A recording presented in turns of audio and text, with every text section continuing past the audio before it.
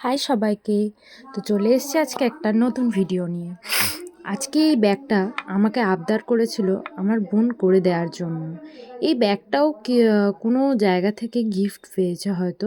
এর ওপরে একটা লোগো ছিল, যেটাকে আমি আগে থেকেই হোয়াইট কালার দিয়ে ঢেকে রেখেছিলাম।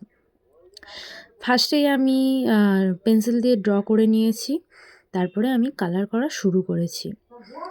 আর কালারটা হচ্ছে কি আমি রেড আর হোয়াইট দিয়ে কালার মিশিয়ে পিঙ্ক করে আর সাদা টোন রেখে মোটামুটি একটা শেড বজায় রেখে আমি কাজটা করেছি। এরপরে হচ্ছে আমি ডিপ আকাশি ও স্যাপ গ্রিন মানে শ্যাতলা কালার যে গ্রিনটা আছে ওই গ্রিনটা মিশিয়ে ব্যাগের কালারটা আনার চেষ্টা করেছি, কারণ ওই যে বোটা আমি ড্রয়িং করেছি তার পিছনের ওই সাদা ফেব্রিকগুলো কিছুটা হাইড করার জন্য। পুরোটা হয়নি, কিছুটা হয়েছে, তোমরা জানিও কেমন হয়েছে।